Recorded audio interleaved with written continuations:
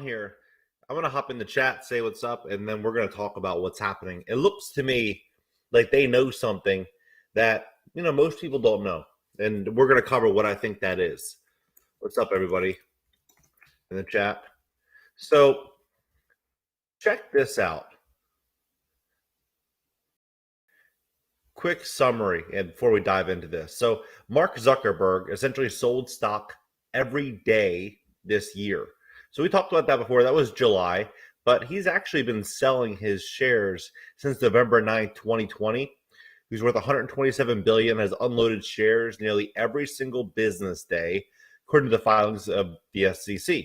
Overall, he sold 9.4 million shares worth about 2.8 billion over the past 8 months through Wednesday, right? And everybody knows Jack Dorsey stepped down, right? But Microsoft CEO Nadella, he sold 300 million shares, $300 million in shares so far in just the last 4 or 5 days. And what's interesting is he sold over half of his entire holdings in Microsoft.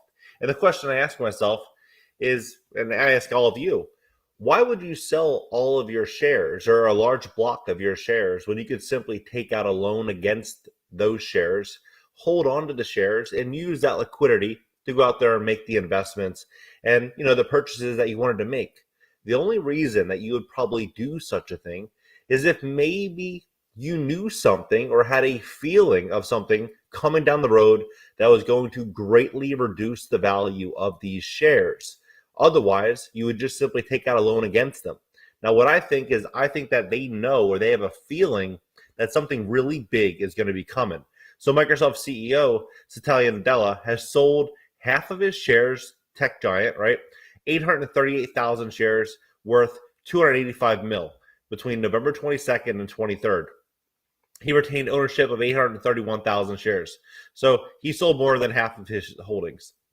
And he said that he sold these shares for personal financial planning and diversification reasons, right?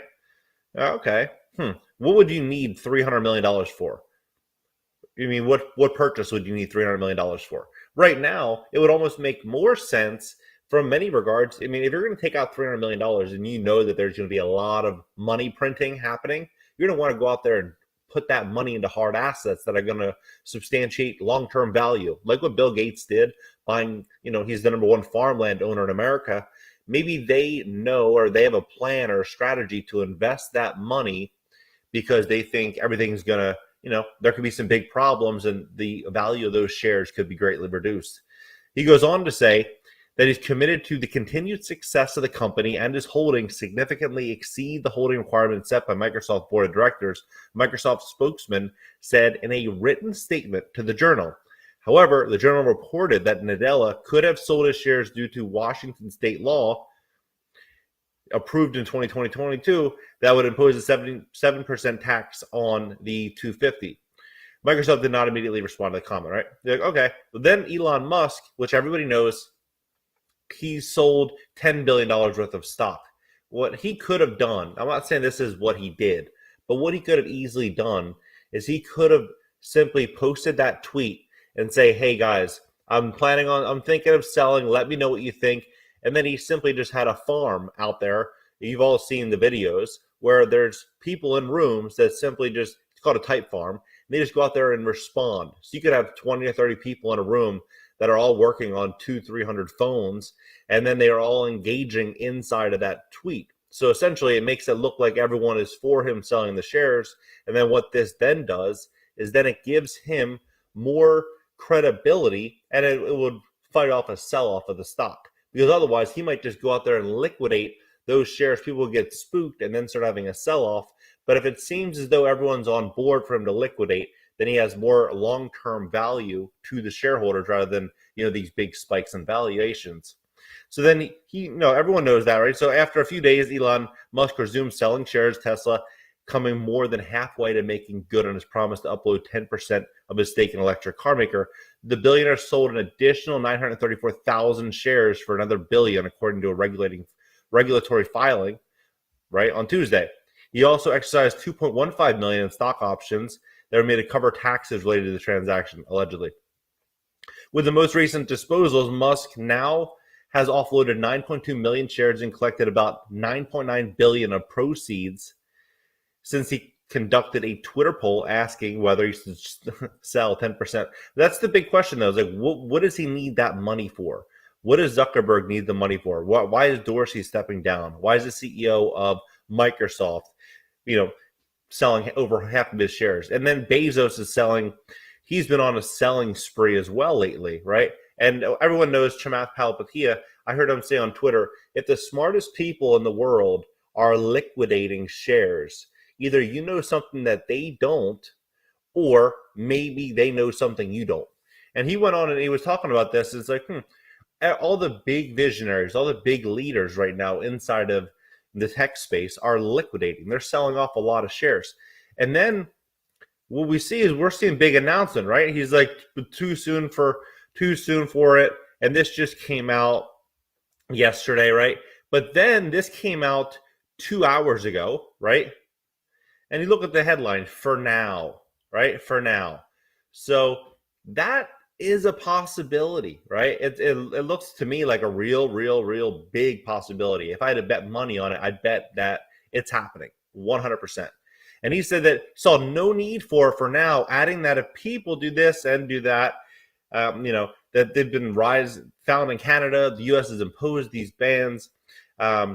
He vows to, like, this is what he's saying. So this is the mindset that he has right now. And so when I'm looking at this, right, and I'm looking at Bezos and I'm looking at Musk and I'm looking at CEO of Microsoft and Jack Dorsey and Zuckerberg and how they're planning everything, it's interesting, right? This is at White House on Monday. The president called it almost inevitable that it's coming to be here. And yeah, that they're creating contingency plans, right? Last week, the U.S. announced. So basically, like, I know that it's very likely happening. I wonder if they know. And that's why they're planning this. But then, so J.P. Morgan came out and they said that oil is going to hit $125 a barrel, right, in 2022. So starting, I don't know if they mean early 2022 in the next couple months, or if they mean it 6 months from now. But they said it's going to 150 a barrel by 2023. And so what that would do to gas prices would be unbelievable. The people that are complaining that fuel prices are too high now, right now, crude oil is about 72, 73, a barrel. So they're talking about doubling the price of a barrel of fuel, essentially. So they're saying that Brent crude prices will reach $125 per barrel next year at 150 in 2023, and OPEC producers won't be able to crank up production. Brent recently traded to 72.96, up 0.33%, soared 41% year to date mid booming demand, with global economy rebounding and constricted supply. OPEC Plus is not immune to the impacts of underinvestment. We estimate true OPEC spare capacity in 2022 will be about 2 million barrels per day, 43% below consensus estimates, 4.8 million. While we believe a 3-month pause to 400,000 barrels per day monthly increments is needed during the first half of 2022 to balance the market and potentially a cut pending, right? The group will struggle to deliver monthly growth more than 250,000 per barrel of fuel or barrels per day, right? Now we're looking at the history of prices of crude oil. In 2009, right? 2008, excuse me. Look at the jump. Right when everything kind of hit the fan, it went from $60, 64 to 58, right? And it was like kind of leading. It was low, boom. And then it jumped 30 points or 30% roughly. And at that point in time, that's when everything kind of started falling and then hit a high of 116. So what we're seeing now is we're seeing fuel at around $57. So what I think we could be stepping into could be a very, very big problem, When I'm just looking around at the world leaders and seeing everything that's happening all around the world, then seeing the smartest guys in the room liquidating shares, all right now, all within the last 10 days, all of this stuff is happening. people are liquidating massive blocks of stock. And the question I ask myself is, why would they liquidate their shares if they thought those shares are going to be worth more tomorrow? And they could also take out a very low interest rate loan against those shares, complete all the transactions that they needed to, and still withheld ownership of those shares. And they could have, had a deduction along the way. It would have obviously multiplied their wealth, right? Unless, of course, they thought that if they took out a loan against those shares, that those shares are going to likely go down in a big way over the next year or 6 months or maybe even a month, that it made more sense to sell, get the cash out, even if they have to pay tax on it, get the cash out, and then at that point in time, they'll have more ability to make, they can either do a buyback or they can go out there and make other investments because, as Rothschild once said, you buy when there's blood in the street. And so if they think that the economy is going down and they're sitting with a couple $100 million or a couple billion in cash, they're going to be in a pretty good position to basically do whatever they want. So I think that they might know something. What do you guys think? I'm going to come say what's up in the chat. Catch up with you guys. So this is true question is, how do we protect ourselves and benefit? So really good question. So how would you protect yourself and benefit? One of the key points to this is that if you have credit card debt, a lot of people do. If you have credit card debt at 25 or 26%, that's going to be the best investment for you to pay off that credit card debt, or for you to refinance into lower rated debt, for you to get fixed rate debt, because rates eventually will be going up, but there's not going to be an investment out there that's going to be guaranteed that's going to yield you above a 25 or 26% interest rate. So credit card debt first, hack away at that. If that is, if you have that problem, a lot of people do. I read an article today said that half of Americans will go into debt this holiday season simply just shopping. Half of Americans. So buy opportunities around the corner. Yep, I fully agree with that. We're in like a euphoria type stage in the economy right now, where everybody, up until about last week, where everybody was making money on just about every investment, whether it be almost in the crypto space, real estate. Everyone was just a genius, and generally that's a good indicator that we're stepping into some problems soon. Let's see here. I would, John, have considered how potential influence the future. Let's see here. He just decided to quit today. Yeah, exactly. CEOs have been abandoning ship. People, I think, are underestimating that. If you go back to about the last 18 months and you look at the amount of 24 months, you look at the amount of CEOs that have stepped down, you have more CEOs stepping down the last 2 years than, many years before that. Like, everybody's jumping ship. Everyone's trying to do something different. It's a call for concern. Like, we should really be looking into this. And I think that what they just announced, this really could have something to do with it. Like this, when they say this, for now, that means for now. That's what that means.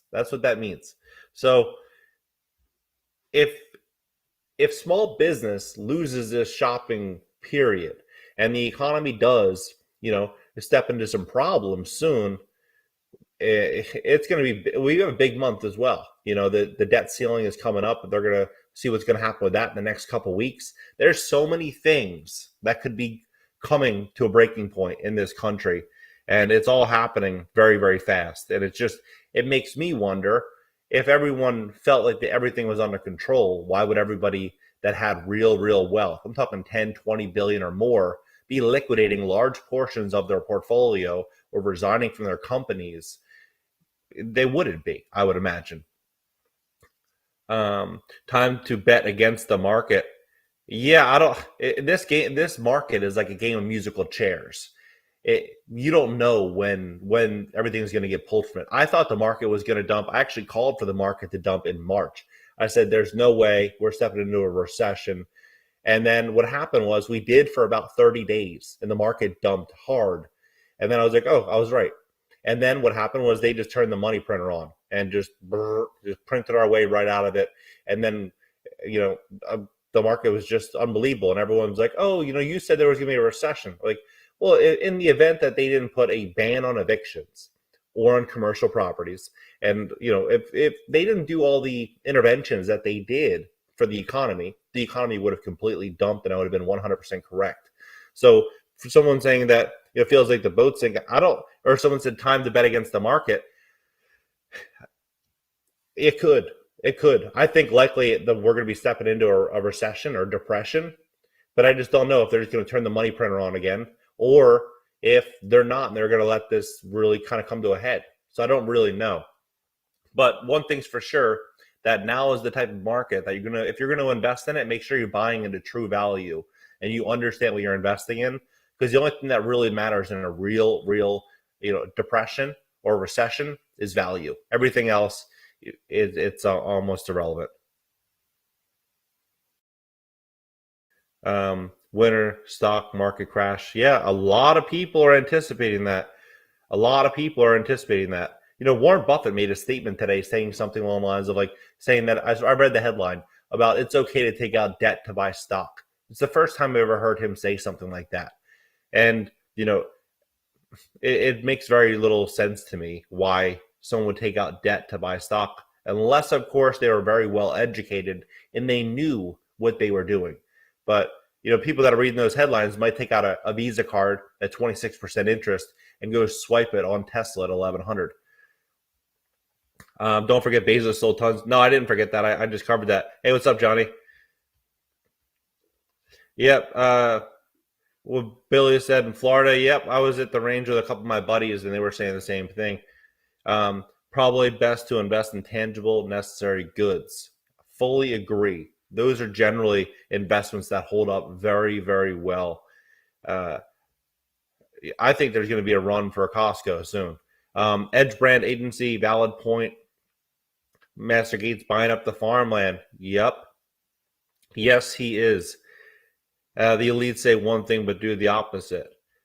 Zealand. If you know, you know. If you know, you know. Consider, let's see here. Invest your money in tangible goods. Yep.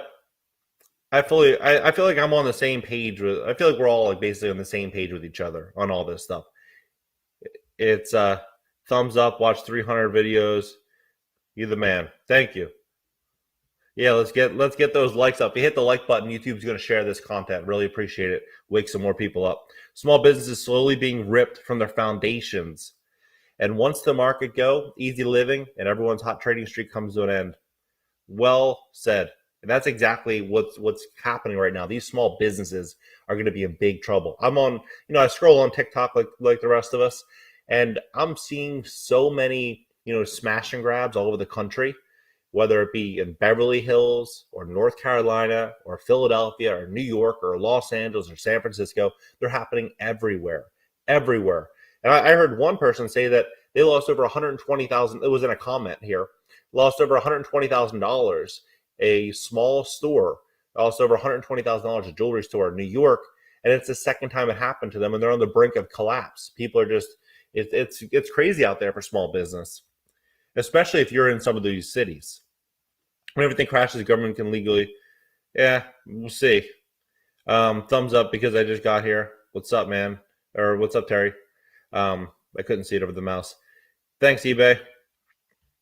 Make a comment, thumbs up. You're the man. Thank you. Restaurants have DoorDash, Uber Eats. They all have locations to hide. Yep. 95% of the market's a new casino. It is, and it is. And a lot of people know people that made a lot of money in the market. And they're like, I don't want to be the only one that didn't make money. But, you want to be very careful with that. You don't want to be very, very careful with comparing your results with somebody else and chasing someone else's, alleged results on social media. Make sure that you have cash and make sure that you have, some other options you can pivot to in the event of a big problem. Because when you're seeing the world, some of the richest people in the world all liquidating, you got to ask yourself, it would probably be smart to have some options because they're probably selling because of a certain reason. But they'll invest when it hits the fan and become more wealthy. Yep. Finland petrol prices too. Wow.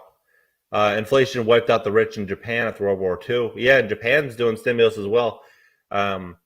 And Turkey, I heard, lost another 4% on their currency. I think it was today or yesterday. Hit the like button, spread the word. Thank you. What types of stocks do you think will have value? It depends on what market we step into.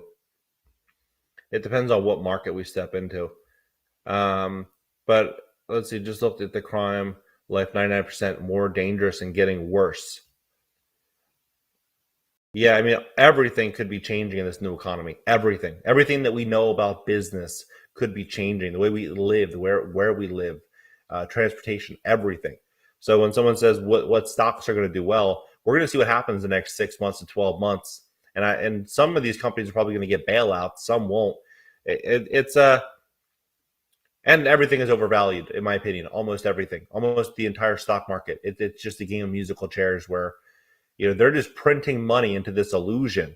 And everything's just going up, up, up, up. I don't think it's going to be sustainable long term. That's for definite. But yeah, well, you should rewatch the video, because he just, actually, I'll just show it to you. He might have said that, but this is what he said 2 hours ago. And that's BBC. So he said the way out of it is that, but I guess who determines the results of that? So we're going to see. But to me, what it seems like is that for now means for now. And, he says it's too soon, it's too soon to tell, with his, his infamous picture. To me, this whole thing is a house of cards waiting to come down. And the fact that we have all these people, Zuckerberg liquidating shares literally every single day since 2020. And then you have Twitter stepping down, CEO Jack Dorsey, and then the CEO of Microsoft selling over half of his stock. Then you have Elon dumping $10 billion in stock. This is all, mind you, all this stuff is happening consistently over the last couple of weeks, with the exception of Zuckerberg, who's been, actively selling for the last, 18 months. Bezos, as he's like, he's dumping shares. And then it seems like it's all kind of coming to a head. Then they're saying that crude oil is going to be going from right now at about 72 a gallon, 73 a gallon, and they're saying that it's going to hit 125. So they're saying that oil is going to be going up by 100% from where it is now, crude oil. And they're saying that it's going to go up, about 150% from where it is now by 2023. So about 150% above where it is right now. So big changes coming to this economy. At least that's what it seems like from the tech titans, some of the wealthiest people in the world. It seems like big changes are coming to the economy. Otherwise, again, like I've said, they would simply just take out a loan against their shares. They'd hold possession of the shares, use the liquidity from that loan, buy the assets that they want to buy. And if the market they feel is going to continue going up, then they would ride the profits on the shares rather than selling the shares now and facing a tax bill. So I'm thinking that they think everything's going to be coming to a head, and they need that cash to take advantage of the pain that's going to be coming in this economy. But I'll catch a couple of you guys in the comment section. And smash that like button, subscribe, hit the notification bell if you want to join my next live stream.